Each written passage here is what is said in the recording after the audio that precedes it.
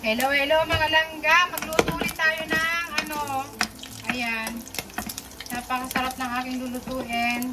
Napakasustansya sa lahat. Ayan, magluto tayo ng okra. Ayan o, okra. Hiniwa-hiwa ko siya ng maliit. Nasa ganon ay madali siyang lutuin. So, syempre, unahan na natin ang sibuyas. Sa ngayon, sibuyas ang unahin natin mga langga. So, or sibuyas.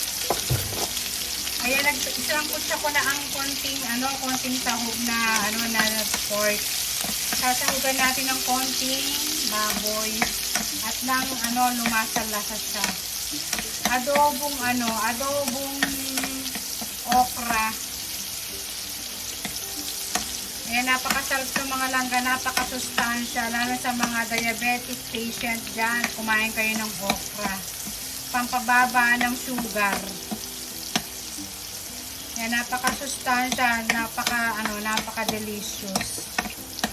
So, ilagay na natin ang bawang or garlic. So, lalagyan natin ng spring onion na dahon para kumulay-kulay siya ng kulay green na berdeng-berde.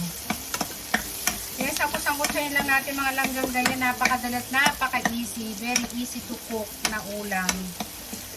Yan, igisa lang natin sa bawang sibuyas na may konting sahog na pork. Ayan, ihalo na natin ang pork. At sa ganun ay lumasa ng gusto na napakasarap. Ayan, mega shout out sa inyong lahat dyan. Team Solid Kalangga, Team Langga Make Today, and Emily 19 Official. Ayan, mega love shout out sa inyong lahat dyan. Saka sa lahat ng mga nanonood sa aking video, mega love shout out. Ayan. At huwag nyo kakalimutan i-like and share. Siyempre, mag-subscribe na rin kayo. Yan, lagyan na natin ng paminta or powder pepper. At lagyan din natin ng, siyempre, garlic powder. Ayan, konti lang. At saka, optional lang to, paprika. Ayan. Yan, ganyan-ganyan lang mga langga. At lagyan natin ng toyo o kaya soy sauce. Lagyan natin ng mga 2 kutsara. Ayan, napakasarap mga langga.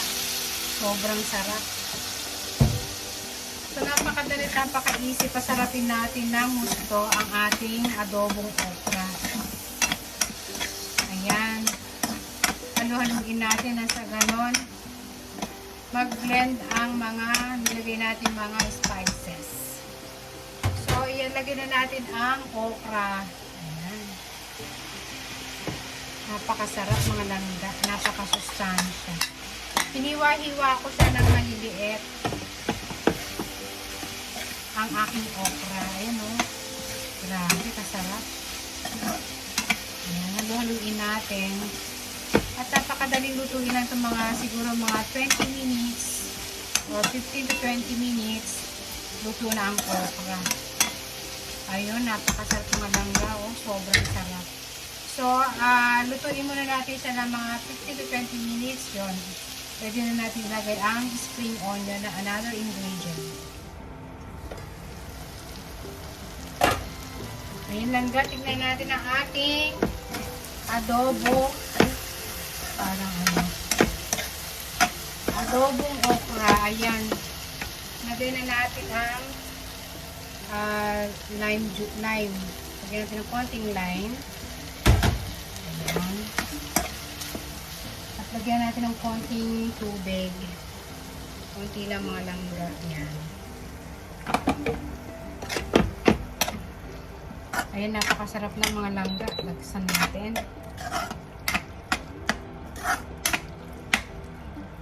Ang sarap ng aking adobong okra.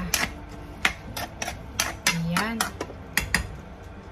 So, naaamoy ko na ang kanyang aroma. Sobrang sarap ng mga langging. So, lagyan natin na, syempre, may secret ingredient para mag-balance ang kanyang lasa. Lagyan natin ng sugar.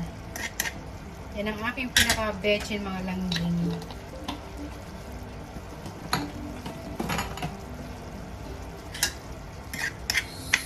So, lagay na natin ang spring onion. Ang padagdag lasa mga langga. So, halu-haluin natin ganyan. Sobrang sarap na mga langga. So, kulay green ang okra. Mas lalong naging green pa ang kanyang kulay. Maberde ang ating kulay. So, ayan. Tikman na natin kung anong lasa. Feel ko napakasarap na mga langga. Tikman natin ang lasa kung kompleto na at masarap na. OMG, napakasarap. Sobrang sarap mga langga. So, takpan muna natin mga after 5 minutes para maluto ang ang lime na nilagay natin. Mga 5 minutes okay na. Ayan, may grab shout out sa inyong lahat dyan. Yan, don't forget to like and share and subscribe sa rin po sa aking channel. So, don't forget to click the bell button para mag-notification sa inyong mga channel ng aking mga video. So, maraming salamat sa inyo dyan. Bye-bye!